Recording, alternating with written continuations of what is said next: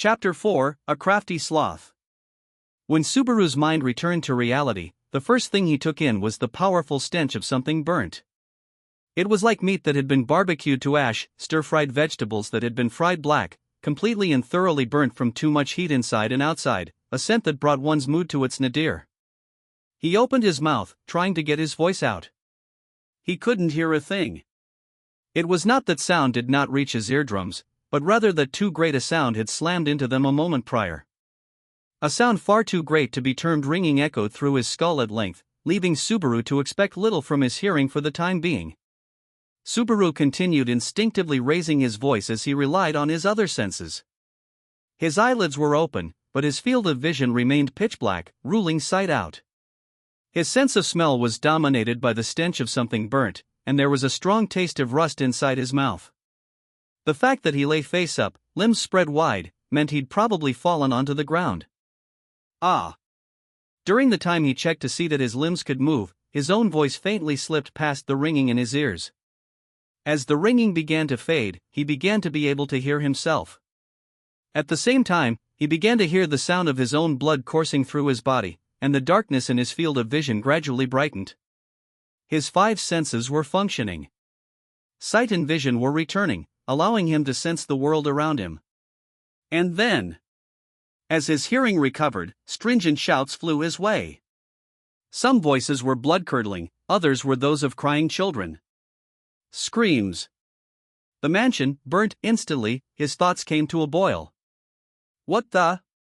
When his thinking processes recovered, bolstered by his five senses, Subaru sat up with a start and looked around the area. His entire body, covered in burns and scrapes, pleaded for mercy, but the spectacle before his eyes made him forget all that.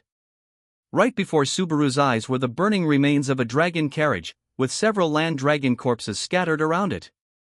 Explosion, his memory from just before came back, allowing Subaru to properly grasp what had happened. Explosion. Yes, an explosion. Explosion was the only word he had for the supreme might of the destruction wrought. Such was the power of it that the dragon carriages lined alongside had been blown away and a good chunk of Erlem village completely leveled. The homes bordering the village square had been engulfed by the spreading fires from the explosion, with flames licking at the familiar scenery. The blackened, charred objects scattered around the area were partly the dragon carriages and the corpses of their land dragons, but that none were intact made him unable to differentiate between organic and inorganic matter. It was surely a foregone conclusion that the dense scent of burning flesh invading his nostrils was from the land dragons that had perished in the blast. Aghast that land dragons had been blown away without a trace, Subaru bit down on his back teeth and said, "IA. Come on out, IA. You're here, aren't you?" When Subaru slapped his chest and desperately called out, the red common spirit instantly responded. The red light appeared before his eyes, making no complaint at being called on repeatedly as she silently asserted her existence with her heat. Subaru remembered that IA had protected him, deploying a wall an instant before the explosion. If not for the common spirit's protection, Subaru would have died in the explosion just like the land dragons around him. However, Subaru had not been the only one in the dragon carriage. It would be meaningless if he had been the only one saved. IA. The person with me. Where's Ferris? I'm here. Subaru was on his knees when a frail voice reached his ears. As it was truly the voice he'd yearned to hear, Subaru practically tumbled as he turned toward it. He heard the voice from the shadow of a ruined house. Ferris? Are you alright, Faye? Alright, might be a hard sell, meow. When Subaru practically crawled in that direction, Ferris, the one he sought, revealed himself out of the smoke.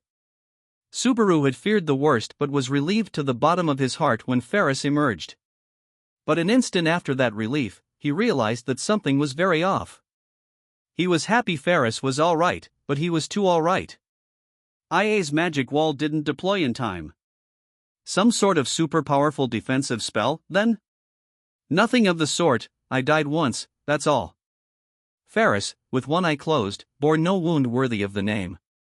Unlike Subaru, he surely didn't have the protection of a common spirit, and yet his fur and flesh were in tidy shape. But his attire was not the uniform of a knight of the royal guard, but merely a tattered cloth wrapped around his naked flesh. Given the little time available, the cloth must have come from a dragon carriage curtain. Why are you dressed like? Well, I can't help it. Clothes can't be regenerated with magic. And more to the point, Ferris thrust his palm forward, interrupting Subaru's question as he turned hard eyes elsewhere. Following his gaze, Subaru clicked his tongue. The situation was even worse than he'd imagined. In the blink of an eye, Earlham village had transformed into a battlefield, a clash of fire and sword taking place. No retreat, push them back. Cut open a path. Evacuating the villagers comes first. On the other side of the village square, one of the knights shouted to that effect as he and an attacker crossed blades. A large number of people were gathered together in the square, knights included. However, the majority were non-combatants, villagers and merchants. The expeditionary force was surrounding them in a circle while resisting the enemy. The attackers were dressed in black robes, carrying cross-like straight swords in their hands. It was the witch cult. How did they enter the village?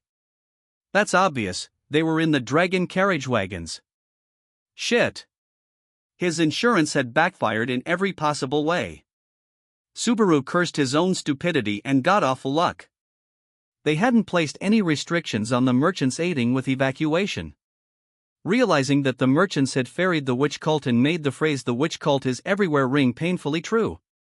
Particularly if an archbishop of sloth was among them. Subaru, you don't have time to get Depra, I know. Scrap the evac plan. Anyway, let's get everyone up to the Monsi. Poor strategy or not, they had no choice left but to go and hole up. The instant after he made that judgment, Subaru saw it. Repeated spells by the witch cultists tore the knight's circular formation apart, causing the combat strength resisting the cult to collapse.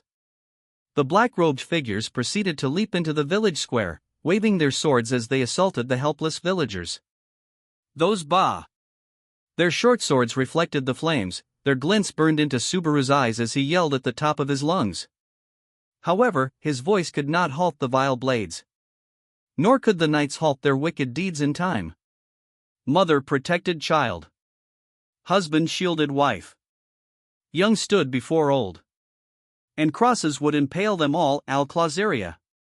A brief moment before that tragic scene was to unfold, a chant resounded, and simultaneously, Subaru saw light in the sky.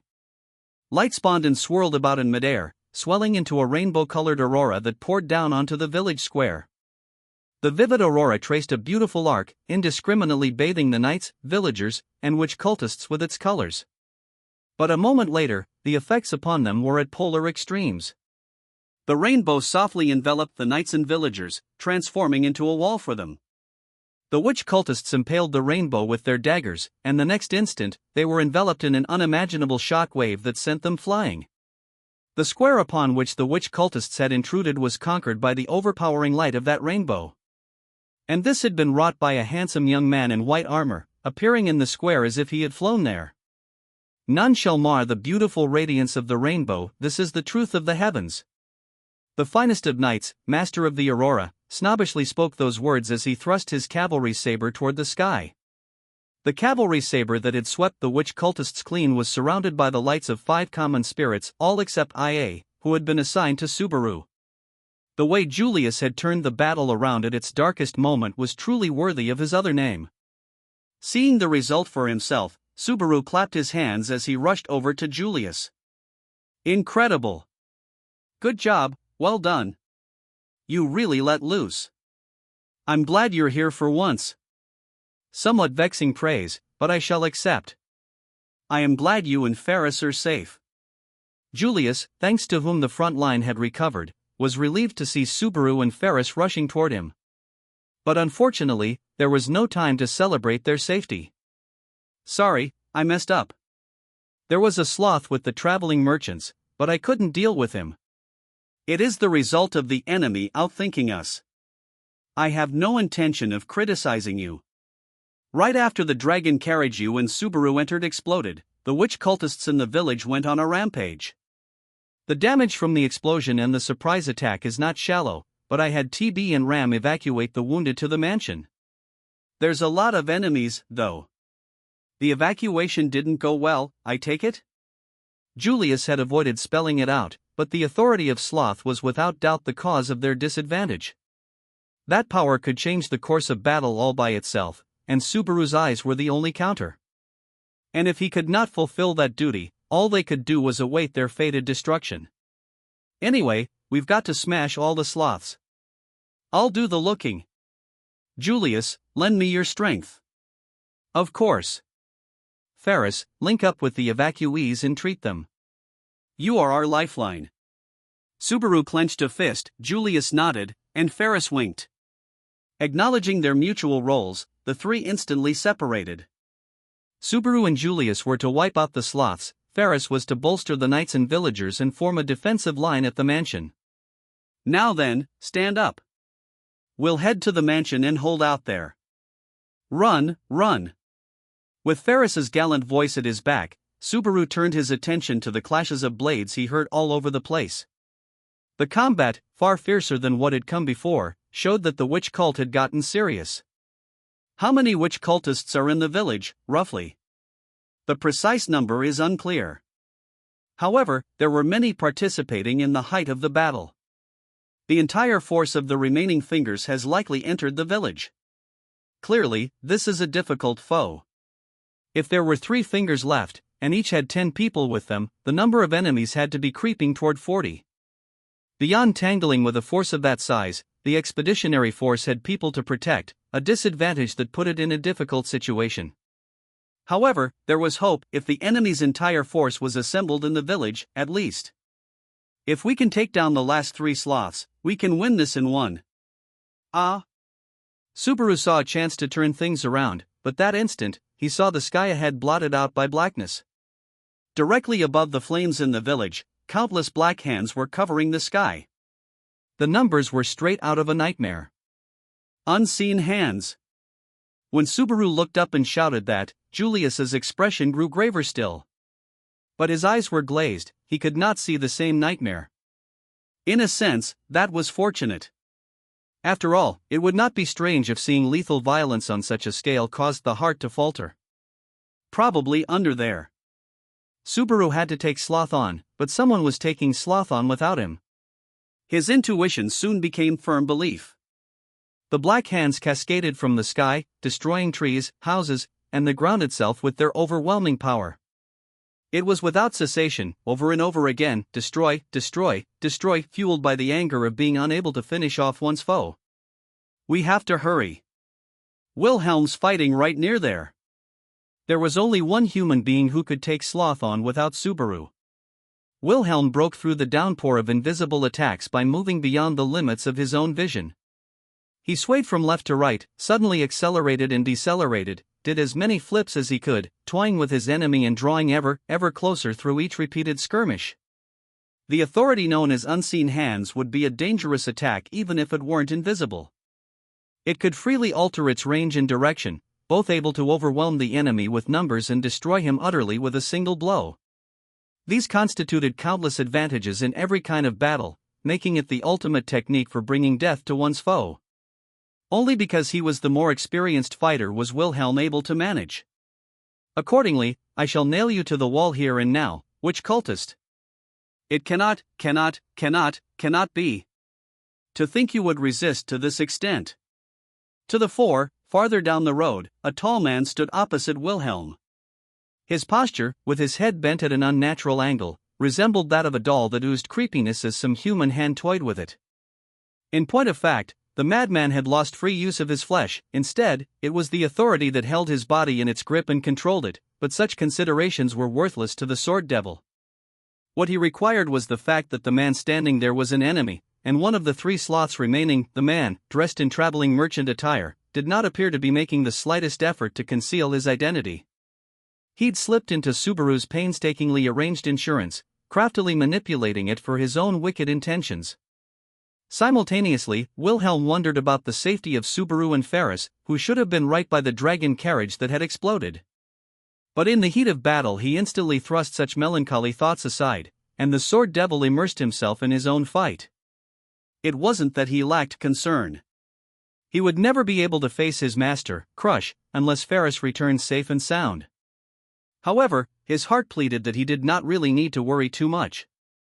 They would break through that crisis, Subaru and Ferris both. Such was the great faith he had in them. Rhea! He swung his sword, splitting the earth, kicking up a shower of dirt that allowed him to read the arcs of the invisible attacks.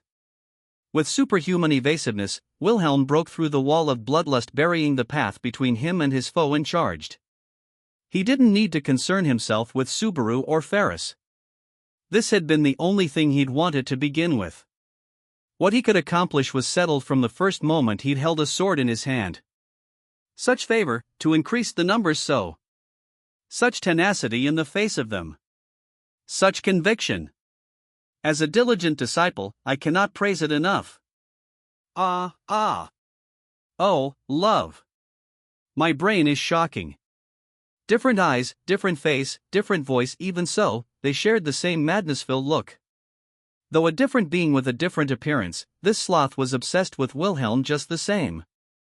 As he received the repulsive praise, Wilhelm moved farther from the battlefield, pursuing the Archbishop of the Seven Deadly Sins on his own.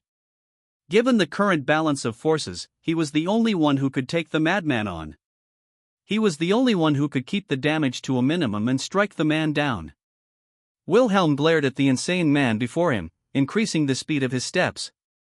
The invisible attack slammed down, trying to pursue him, but the sword devil sprinted like an arrow, leaving them behind. Heedless of the shower of dirt, Sloth recklessly repeated the invisible attacks. It was as if not only was he insane, but his tactics were stupid, as well. Of course, the duel would be settled just as stupidly. The madman made some kind of lament, but Wilhelm, running straight forward, did not hear. He stripped away all that was unnecessary, charging forward as he became a single blade, the steel that would rend wickedness asunder. Naturally, as he drew closer, the obstacles increased. The number of grazes grew greater, and the inside of Wilhelm's body was bathed in sharp heat as he poised his sword, lashing out. The earth split apart, and the madman's posture tilted. Wilhelm turned his sword tip toward the center of the body's mass, driving it home. I have you. There was not even slight resistance to the tip of his blade. The feeling of rending a life was one the sword devil had oft tasted. His treasured sword impaled the madman through the left of his chest, completely destroying the beating heart within. Not even Ferris could have pulled him back from the brink of death.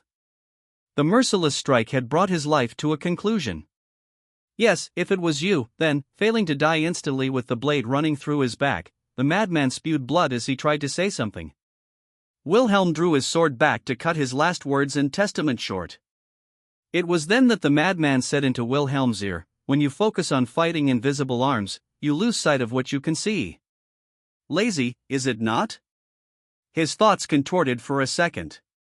An unnecessary crack in the sword devil's belligerence was pried open, as if he was trying to think of what the words could mean. An instant later, the madman lunged at Wilhelm, his shaking arm raising a dagger. Then, without hesitation, he employed the dagger to stab his own left eye. Through the eye socket, the tip of the blade invaded his skull, piercing his brain and cutting short his own life. Wah! The instant the blade robbed him of his eye and his life, light surged out. The instant he rushed around a demolished house and onto the broken road, the earth shook. The shockwave coursed underfoot, the shudder in the air made it hard to breathe. Then, as Subaru sprinted forward, the delayed flames and wind from the blast followed suit, mowing down everything in front of him. Whoa! Don't move!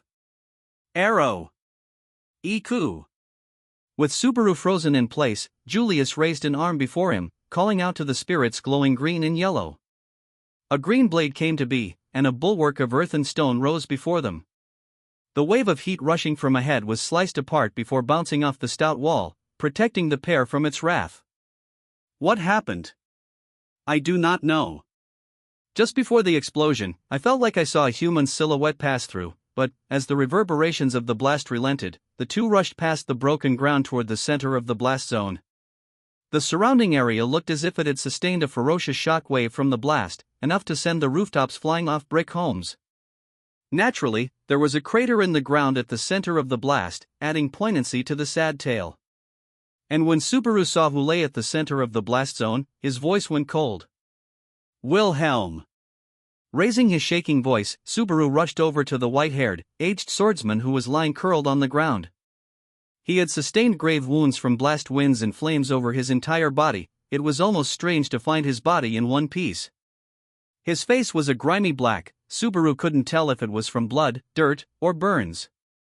But he was faintly breathing. Knowing at least that was true, he let out a long, long breath. But he's in big trouble at this rate. We've got to get him to Ferris, or, when Subaru went down on one knee, intending to carry Wilhelm, Julius stepped beside him and said, "It does not seem things will be quite that simple." Sensing the urgent warning embedded in those words, Subaru lifted his head. Julius swept the tip of his drawn cavalry saber around the area. His reason for doing so was simple: the enemies he was holding in check hailed from several directions, not just one. Carrying cross-shaped swords, which cultists blocked them on each of 4 sides. But that was not the largest problem.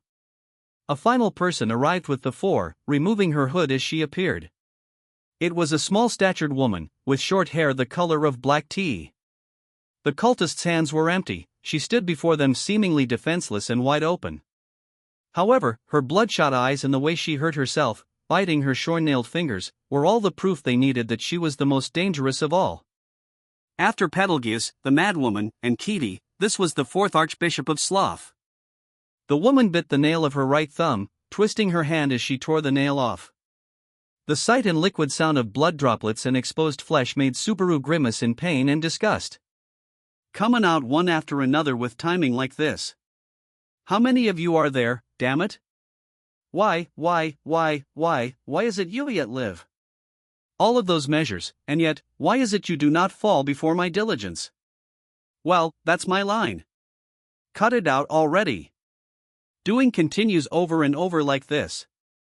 You have some kind of grudge against us? Probably words of complete and mutual hatred, enmity, and vilification were the only ones Subaru and the woman could share. Then Wilhelm stirred in his arms. Perhaps it was due to external stimulus, but the sword devil was still unconscious when his lips faintly moved. The way his anguished breaths held increasing anger toward their foe felt ghastly to Subaru. It was almost as if he was subconsciously trying to tell them something. Wilhelm? Same, any, per. He couldn't completely make out what the trickling voice tried to say. And the witch cultists were not merciful or polite enough to wait for him to hear it once in coherent form.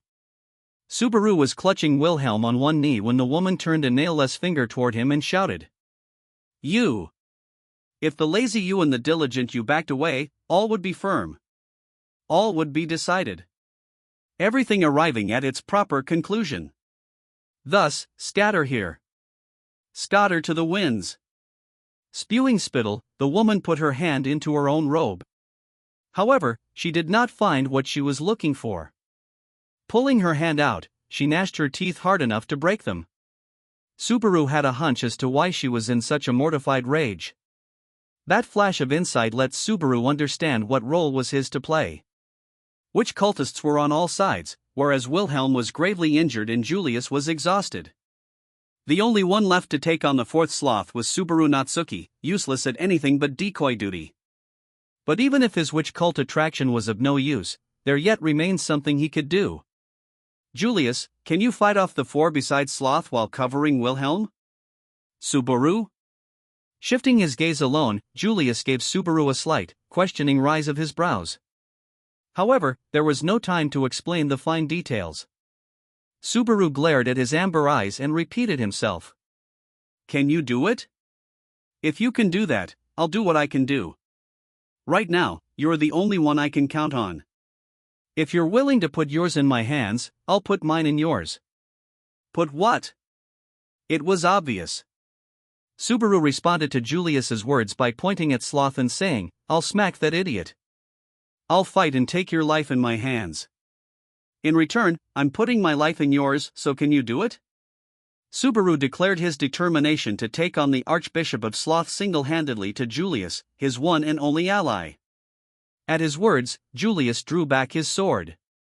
His hesitation and silence lasted a second. Julius closed his eyes, opened them, and poised his sword.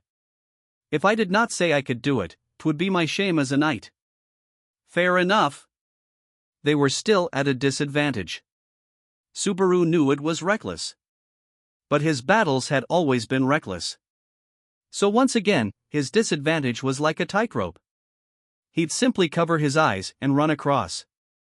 Subaru, gently laying Wilhelm down on the spot, put a hand into his own pocket. The witch cultists were gradually tightening the encirclement, but he detected no sign of Sloth moving a step. Subaru did not underestimate her. Distance and range were meaningless words to Sloth. But that only applied to every opponent who wasn't Subaru Natsuki. Now, let us finally end this. Great love above all. Exalted love above all. Before my diligence, to repay her favor. You were born worthy of being the first offered up to. Hey, chick Betelgeuse, look at this. Subaru called out to the madly raving Sloth with a snort. Then, he stuck his hand in his pocket. When he withdrew his hand, he was holding a book bound in black. It was the gospel that Subaru had recovered from the corpse of Betelgeuse Romanicanti. You're looking for this, right? The thing sent by Miss which you love so much. Thief. So it truly was you who had it. Sloth screamed, eyes bulging. The way she'd rummaged in her pocket had made Subaru realize something was off. The other two sloths had done the same thing. They'd searched for something that ought to have been in a certain pocket with their hands, been irritated not to find it, and raged at he who had stolen it. The object of their desire had been the same, that single book. Guess you even tried digging up Betelgeuse's corpse to get the gospel back. I've heard of book junkies, but come on, robbing graves to get a book back? Silence. Cease your prattle. Give that book back, right? Hey, don't shout. If you get too angry, your brain'll shake. You must die. No one present could outdo Subaru when it came to taunts and provocations. As Sloth exploded in a rage, the shadow at her feet swelled up. The shadow split into an innumerable horde above her head, seemingly covering the sky in pitch-black hands whose fingertips bore down on Subaru all at once. But if the intent was to kill Subaru, that was the wrong call. My favor. The manifestation of my love. Crumble before them, sinner. Sloth shouted, and the black arms pressed towards Subaru like an avalanche. The veritable manifestation of destruction loomed before him like a tsunami as it advanced. To Subaru alone, it was all too visible. And even to him, the attack was far too obvious. RAAA. The evil hands were countless, but slow. Now that he had witnessed, however imperfectly, combat between superhumans, they looked like stopped flies to Subaru. No, that was going too far. They were like flies in flight. But they were by no means impossible to evade. Subaru took a large detour, evading the savagely onrushing horde of unseen hands. The sword devil would have leaped between them, but such inhuman feats were beyond Subaru. He used his endurance to make up for it. The bombardment of power had missed its mark, the invincible authority wasted by its user. My authority. Then, you shall die at the hands of my disciples. Unfortunately, I have been tasked with denying you that option. By the time the woman, realizing her failure, regained her composure and commanded her underlings, it was too late. Sword in hand, Julius assaulted the witch cultists, vividly hindering them from pursuing Subaru. On top of that, the cultist in the direction in which Subaru had fled had been tragically caught in the wave of evil hands and dismembered. Ha, ha, ha! You took out your own guy? What kind of a sorry villain are you? Gee, gah! How dare you, dare you, dare you! My disciple of love! Don't gimme that, you're the one who mixed us up. Tunnel vision. What, are you lazy? Subaru raised his middle finger as he rearranged the trademark phrase of sloth. Just as intended, the woman was incandescent with voiceless rage, savagely running after Subaru as he fled. Julius. Manage your end somehow. I'll handle mine. A most vague command. But understood. To Subaru, thrusting a fist and raising his voice, Julius raised his cavalry saber aloft. Now that they had divided the battlefield between them, Subaru's and Julius's battle lines were wholly separate. On Julius's side were the wounded Wilhelm and 3 witch cultists. For his part, Subaru had one sloth, mad with rage, the right person for the right fight. After all, Subaru had no chance against the witch cultists, and had the best chances of anyone against the Archbishop of Sloth. See you later. Fight valiantly. Vowing to meet again, Subaru left Julius behind and darted across the battlefield. Evil hands rolled across the ground like a surging sea, but Subaru could see them. He leaped over them and took off, unharmed. Wait, I say. You despicable, foolish knave. As Julius began his clash of swords with multiple opponents, Subaru drew the madwoman off to another location. To draw Sloth to a place where her attacks would ensnare no one else, unwittingly doing just as Wilhelm had. Subaru pressed a hand over his heart, seemingly ready to burst, and ran at full strength. He had a destination. He would not go as far as to say that reaching it was linked to victory. However, if he arrived there, he could buy time for victory to come calling. For that reason, he ran toward it. You can't hit me. You're one heck of a klutz. Behind Subaru, the madwoman chased after him on her own 2 feet.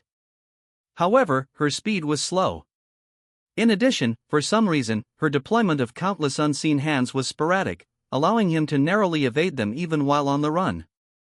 He was completely shaking off her ability.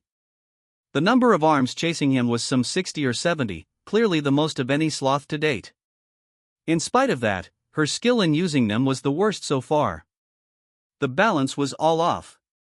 That being the case, it must have been the first and foremost sloth, Betelgeuse, who'd used his authority with the greatest skill. I guess Betelgeuse really was the main sloth, not that it matters. He could think about that later.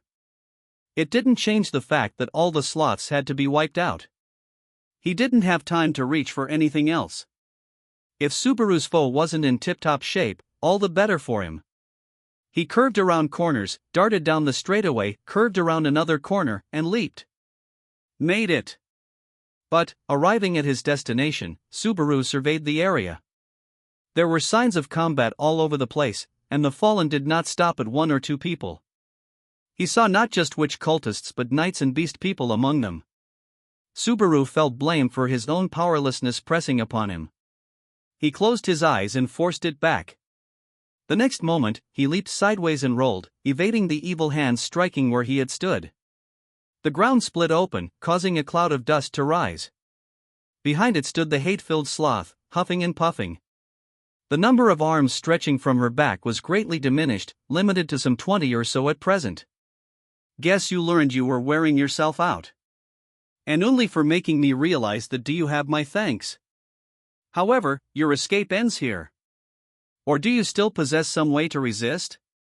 Way to resist. When those words trailed off, Subaru blinked for just a moment. Along the line of his gaze was the madwoman, and behind her, however, he immediately hid behind an impetuous smile. Love and courage, I suppose. Subaru licked his lips and made a big fuss as the madwoman stood with her arms spread wide, her eyes full of bloodlust. His statement sent the eyes of Sloth bulging wide, causing her creepy voice to begin to laugh. Very good. Then challenge my favor with this love of yours. I said love and courage. Taking a breath, he went into a sprinter's crouch and practically leaped as he rose, shooting his body forward. After having fled so thoroughly, he now charged straight forward, leaping into the woman's flank. Sloth blinked in surprise and, perhaps thinking charging in was the height of idiocy, instantly flew into a rage. This is your love? Your love has this little resolve? No crafty schemes, simply running like a fool. Your love is so reckless. So powerless. So thoughtless. In other words, lazy. Oh. Subaru let out a shout from the pit of his belly, as if to overwrite the despair the woman's shout drove his way. Shout and shout he did, enough to make himself hoarse, calling out love, and calling for courage. Then you shall die, and pay for your laziness with your loan now, Patlash. What are? The impact cut off the latter half of the cry of surprise. Sloth was triumphant one moment, the next, her diminutive frame was caught by the land dragon charging into her side. Its huge frame, several hundred kilograms in mass, slammed right into the defenseless woman's body, blowing it away as if it were a leaf. The woman proceeded to bounce along the surface of the village square, flipping over as she sailed into a half-destroyed house. The glass window made a sound as it shattered. The house, unable to take the blow, was smashed, and dust slowly rose from it after. The blow, even greater than he had imagined, sent Subaru leaping to glom the land dragon's head and rub her nose. "You did great, awesome teamwork." Above and beyond the call, Patlash. With Subaru trying to kill her with compliments, Patlash raised her head and gave a high-pitched neigh. Subaru returned to the village square he'd started from, luring the woman to Patlash, the dragon's valuable legwork part of his escape plan. But having failed to locate her just after arriving, he'd started to worry that he'd been wrong, and she, too, had been burned to a crisp. "When I saw you doubled back behind her, that was a seriously devilish move." The instant his shifting gaze located the land dragon behind Sloth, he seriously shouted like a girl on the inside. The next instant, with zero prep work, he and the land dragon did a combo attack, pulling it off perfectly. This was the result of trusting everything to love and courage, albeit love really meant bluff and courage meant reinforcements in this case. Now, it'd be great if that settled things, but, climbing onto Patlash's back, Subaru glared at the wreckage of the house Sloth had sailed into. If she died from the crushing weight of the mountain of debris, it would be a big help. But life just wasn't that easy. It seems I was being prideful. The mountain of rubble collapsed, and from under the remains of the roof, countless shadows welled up all at once. The wriggling, pitch-black arms writhed like tentacles. A tiny figure rose up from the middle of that black mass. It was the madwoman, bloodied and reduced to a state half-living, half-dead. Her head was bleeding from lacerations it had suffered, and her left eye was completely taken out, impaled by a shard of glass. The right half of her body, caught up in the collapse of the house, was dyed crimson, and Subaru doubted her slender arms or legs were now of much use. From the looks of her, there was no doubting that she was wounded all over. And yet, having said all that, the vigor and madness displayed by her right eye was greater than ever. Yes, you certainly are a diligent human being. Yes, diligent. Compared to you, having come so far, using everything at your disposal to challenge your foe, I was so very careless. Architect of my own ruin. Neglectful. Insufficient. I was too prideful. I was so lazy. Her demeanor and the statements themselves did not differ from those of the other mad people in any way. Even if she did have a new thought, he could deal with her the same way provided there was no extreme change in her tactics or repeated attacks. Now that he was riding Patlash, able to dish out speeds far greater than Subaru himself, it was even easier. Having played for time, Subaru would deliver as decisive a blow as possible to defeat this sloth. With neither having a decisive way to win, the fight would come down to whichever found a way to finish the other off first. But the woman cruelly laughed in the face of Subaru's resolve. "I will show you my favor. That is the first thing you should accept. If you do not acknowledge it, adhering to the only love you know, and as a result sinking into laziness, that, to me, would be the greatest and vilest of acts, and furthermore, one I shall correct." Shit. As the madwoman continued her murmurs, the countless evil hands moved toward the sky. Watching the spectacle, Subaru cursed, suppressing the shudder in his creaking heart. Before his eyes, each of the many arms took hold of the wreckage of the collapsed house. That's her best option, damn it. An instant after his rueful declaration, the rampage began. She hurled the wreckage of the house at them, the building becoming shrapnel that poured onto Subaru and Patlash all at once. The mean sloth had chosen was her best option against Subaru because it did not use unseen hands. In other words, put briefly, all she had to do was stop unseen hands from attacking directly, using the evil hands to attack indirectly instead. The attack speed of unseen hands itself was less than that of a punch from a normal arm. If you didn't panic, they could be dodged, even in great numbers. But if the evil hands grasped things and threw them, the speed was incomparable. The pure physical might they possessed went far beyond human norms. The missiles they threw traveled with a speed rivaling that of a major league fastball. On top of that, what she launched at them was, at minimum, the size of a human head. A single solid hit would be fatal. Patlash. Out of the village, into the forest. Without cover we're dead. Subaru clung as tightly to Patlash's head as he could. She accelerated at the same time he gave the order. She had probably come to the same conclusion before hearing his command, but either way, charging into the forest was the right call. In the hands of those pitch-black limbs, broken pieces of the brick house served as fine weapons of murder. Fortunately, thanks to the thrower's lack of technique, the control was awful. In spite of that, the flying rubble unleashed showered down like rain. As with a poorly aimed firearm, a few hits and you were just as dead. A ferocious sound arose as flying rubble mowed down trees right beside them, exploding into the ground just behind them as they galloped forward. Bounding over the earth, they wove about as the entrance to the forest into which they had leaped turned to charred plains in the blink of an eye. Impact, destruction, they alternated over and over. Go! Subaru lowered his head to narrow his profile even a little. All he could do at the moment was cling to Pat Lash. A piece of flying rubble grazed the land dragon's black hide, gouging the hard scales and causing blood to spurt out. But Pat Lash's speed did not lessen, nor did she raise any outcry. Though they sprinted over poor footing, she galloped with the ease he'd been told about. Pat Lash's contributions, which were beyond Subaru's expectations, had saved him. But letting her literally shoulder all the burden wasn't a solution. When he looked behind him, the actions of the madwoman pursuing them were burned into his eyes. Even if he regrouped and found a way to fight, it meant nothing if he couldn't predict her actions. At the very least, if she couldn't keep up with Pat Lash, that'd make things go a lot smoother. So much for Pat Lash's speed. Yes, As Subaru made a disparaging shout, it was overridden by the hateful voice repeating itself.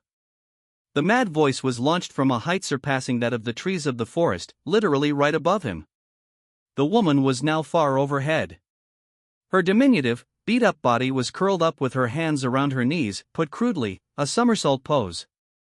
She remained in that pose as she used unseen hands to grab her own body, hurling herself through the sky as in a game of catch. She tossed herself from one hand to another as she chased after Subaru and Pat Lash. Whatever it looked like, it was disturbingly fast. Sprinting through the forest, Pat Lash was breaking 60 kilometers an hour. However, if you disregarded her moving only in straight lines at low accuracy, the speed of Sloth, flying like a human cannonball, was butting against 100. It wasn't much of a difference, but Subaru couldn't shake her off at that range. At that rate, with her looking down at them, they'd be wonderful targets for her sniping. Furthermore, Subaru lacked the means to reach the madwoman as she moved far overhead. Can't go back to the village. With her like that, no way we can draw her back now. Besides, Subaru would be at an even greater disadvantage if she linked up with the witch cultists. Subaru was the only one who was still a good matchup against Sloth after being backed this far into a corner. But at this rate, I'll be hit sooner or. As soon as he said it, sooner came calling. A flying clump of brick hurled at them squarely connected with Pat Lash's head, sending the leather helmet covering the top of the land dragon's head flying. Her posture heavily tilted as blood poured from her head. Subaru bit back an anguished cry, earnestly pulling on the reins to keep them from bowling over. Pat Lash! There was no way shouting to her would give her strength. It could not be so, but the way Pat Lash dramatically slammed the ground with her foot, refusing to tumble, he thought it just might be true. He'd have to praise the land dragon 10 times as much for guts alone. But the flying rubble continued, and blood kept flowing. At that rate, victory was out of reach after lasting this long. Even if we get deep in the forest, at this rate, continuing the war of attrition had poor prospects, but he couldn't find any leads for a counterattack if they didn't buy some time. However, the damage just now had already stamped a time limit on Pat Lash. He couldn't expect the same performance from her as before. If he was going to have a flash of inspiration, it needed to be that moment, because if not, but such a convenient turn of events had never happened to Subaru before, and it likely never will. Just now, Subaru bit his lip in anger at the absurdity of it all.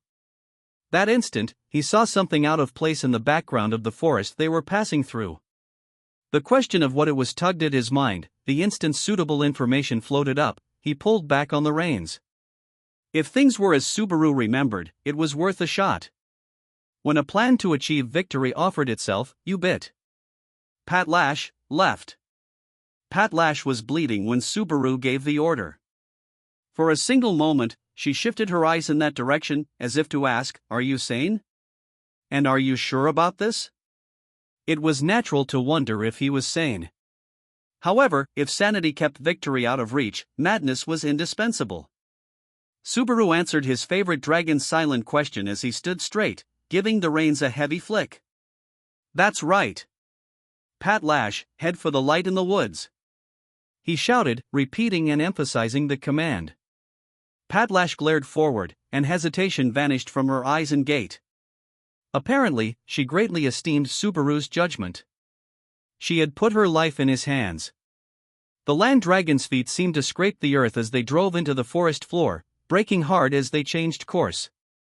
The wind repel blessing cut out, and Subaru gritted his teeth to endure the momentum threatening to throw him off. Right after he held on for dear life, they accelerated, running down to the left at a steep angle. No matter where you run, there is nowhere to hide. The madwoman did not miss Subaru and Pat Lash's sharp turn and roaring descent. The angle of the hurled rubble shifted, and the trail of sylvan destruction followed suit. Verdant trees burst apart, the split, fallen trees were immediately recycled, grasped and hurled to spread the destruction further. Death followed close behind them. Even as that cascade of destruction pursued them, Subaru ordered Pat Lash to follow the flickering light he'd seen from the corner of his vision, one that might prove a literal beacon of hope. The land dragon zigzagged left and right as she ran, making herself a difficult target even without pulling farther ahead. Subaru wondered how arduous it must have been for his steed to go at high speed down a steep incline with a wounded body, but no matter how much his head might ponder, an answer would not be forthcoming. Do you not know when to give in? What is all this running? And where does it all lead? Your actions only prolong the inevitable. No, I will not. Sloth looked straight down at Subaru and Pat Lash as they continued fleeing at full tilt. However, the woman's words were cut off at that point as she jabbed a finger into her crushed left eye in apparent self-rebuke. She proceeded to gouge out the flesh, causing blood to flow once more, her voice shrill with bitter resentment and delight. I must be neither careless nor prideful. My task unfulfilled, brought to death for the first time, I must part ways with my doubts, my fate, my distracted thoughts. Killing carelessness with self-mutilation, Sloth continued her attacks, hurling relentlessly.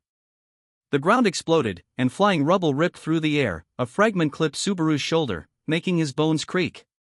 He threw his head back, bit down a cry of pain, and groaned as he endured. He would not cry out before Pat Lash. But their chase scene was finally coming to an end.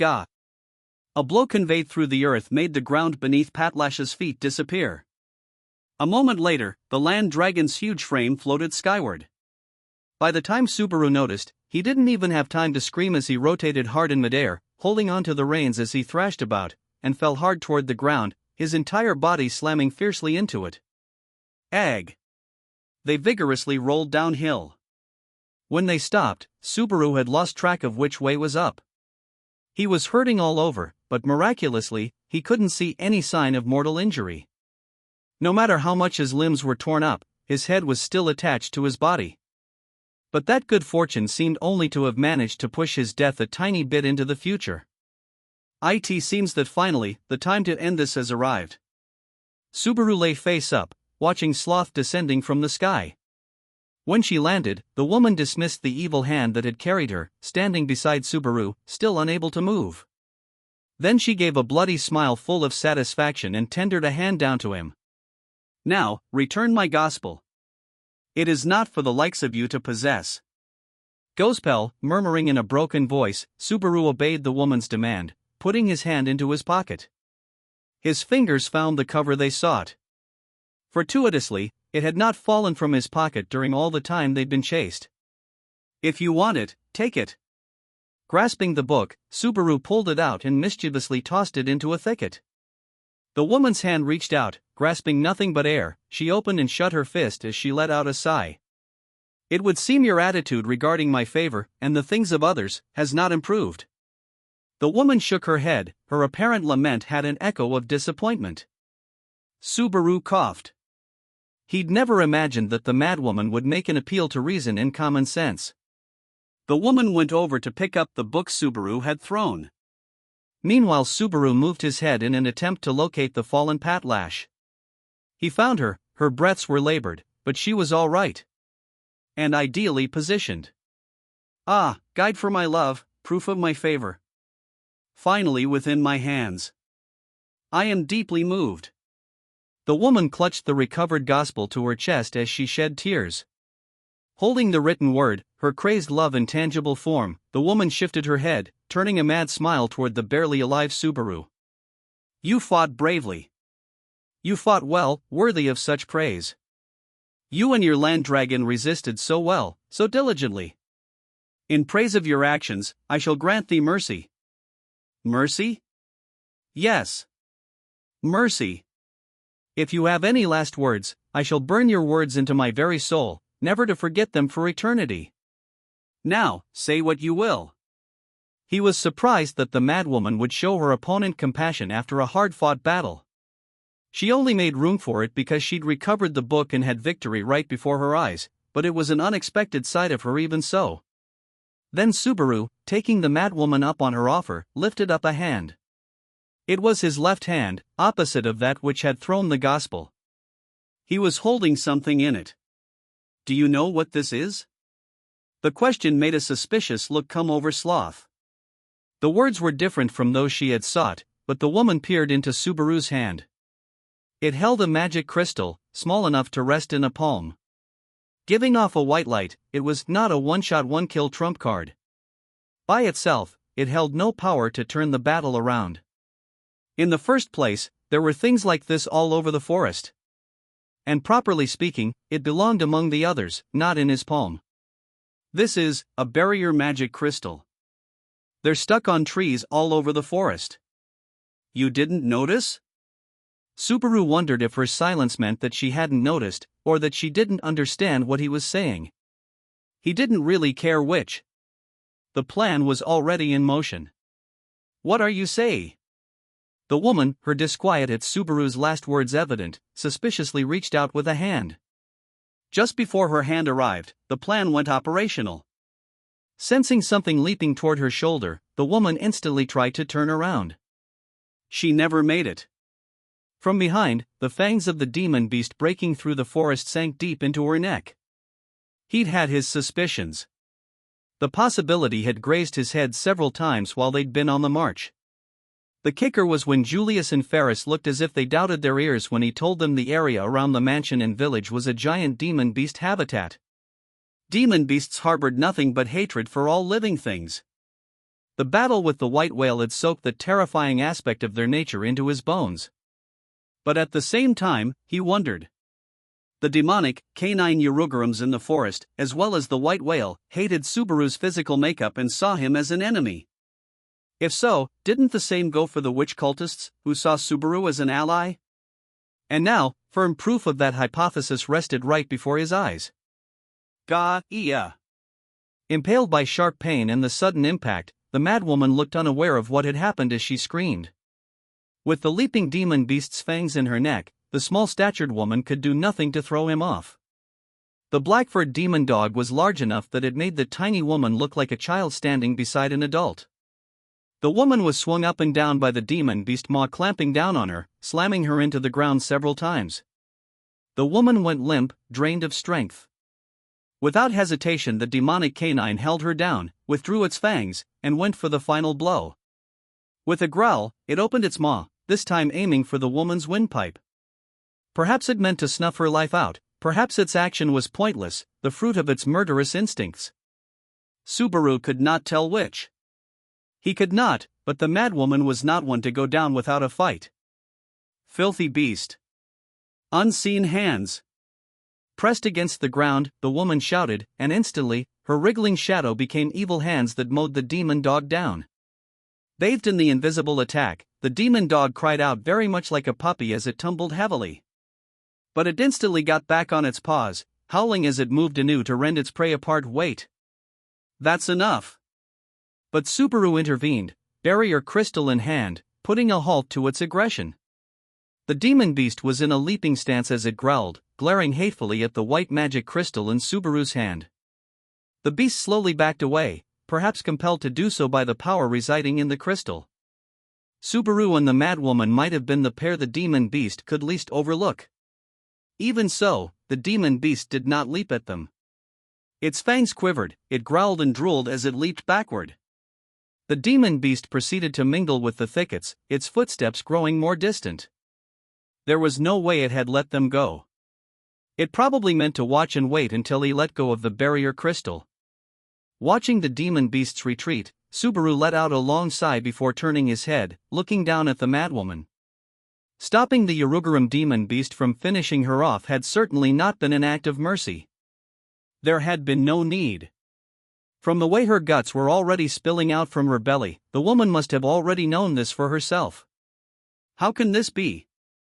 To think, at a demon beast's, you didn't do your homework. This whole area's a demon beast habitat. They just isolate it with the barrier. The back of her neck bitten off, the woman was unable to move, covered in mortal wounds. Perhaps she was already blind, her one remaining eye, lacking any spark, did not turn Subaru's way. The results weren't sufficient to call the operation a success. He'd been saved by happenstance and a flash of inspiration, clutching victory by a hairbreadth. After all their history, to think in Yarugaram would appear in a place like that. Roswell, you bastard, you said you'd wiped them all out. Cursing his all-too-secretive supporter, Subaru knelt on one knee at the woman's side. He picked up the gospel that lay right beside the woman, bloody and on death's door. Even if Subaru couldn't play decoy himself, the book could still be used as bait in scenes to come. The battle with the woman had proven its worth well enough. I don't know what happened to Kitty, but at most, there's 2 fingers left, we'll smash 'em. Subaru looked down at her. Oh, it's reckless? Undoable? How many of you have I taken down? Learn already, geez. Though no point saying that to you now, I suppose. On the brink, the woman twisted her lips at Subaru's words. The bleeding from them wouldn't stop. Blood trickled from the corners of her lips as the woman smiled, boldly greeting her impending death. When Subaru saw her like that, it sent the greatest possible chill up his spine. Go ahead, hold it, for now. But, soon, I will take my love back. At the end, that part came out loud and clear before the woman's smile faltered, her life signs coming to an end. It was death, plain and simple, an end from which there was no coming back. It was the 4th, or perhaps the 3rd, death of sloth he had witnessed. Shit, what was she trying to tell me anyway? Subaru scratched his head as he looked down at the dead woman's face. The inside of his mouth was dry, and he felt that his arteries had oddly quickened for reasons unrelated to stress and nervousness. For the first time, without relying on anyone else, Subaru had brought another person to death in the midst of combat. That fact made his knees faintly shake. He clamped his teeth down in sight at length. The woman had set a curse upon Subaru just before her death. It was a curse he could not dispel right that moment. Can't stay standing around. Even if one's down, there's still sloths left. Brushing hesitancy aside, Subaru turned his eyes away from the corpse and rushed over to Pat Lash. The land dragon looked pretty beat up from the furious tumble, bearing countless wounds over the entirety of her body. And yet, when the land dragon sensed Subaru's approach, she stoutly rose to her feet. Sorry, Pat Lash. I really want to give you a break, but I still need you. When Subaru declared he would push her further, Pat Lash silently turned her back to him in response.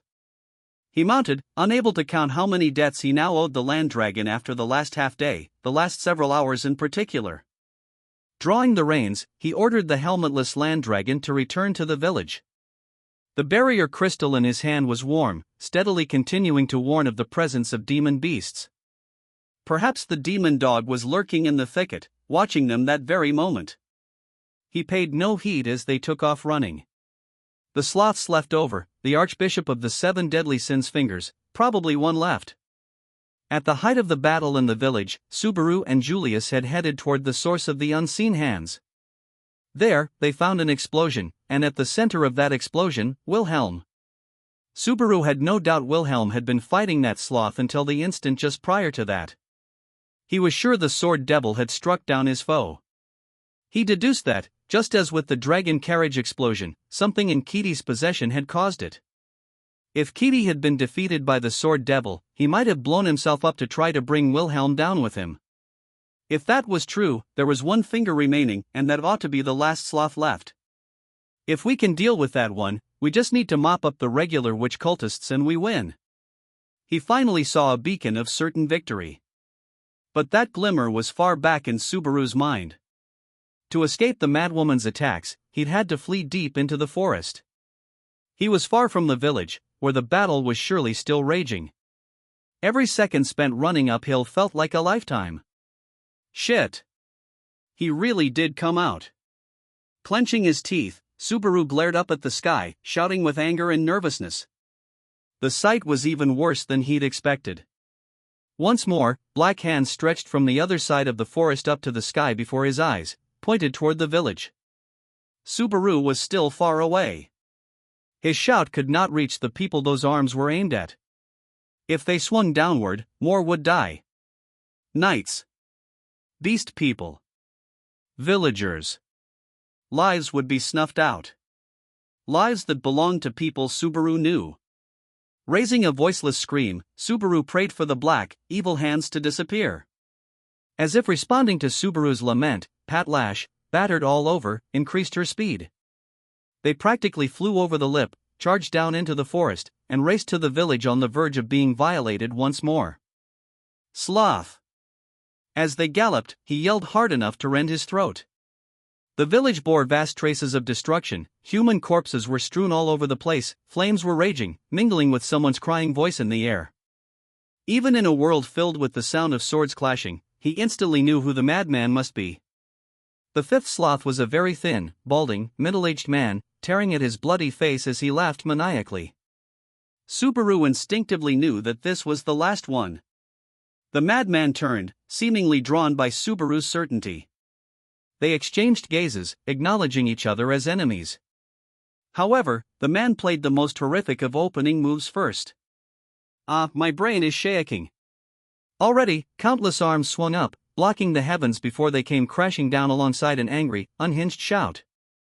The attack became a cascade of death, no doubt intended to violate the village to its roots, crushing anyone and everyone to death by sheer force of numbers. Gotta stop him.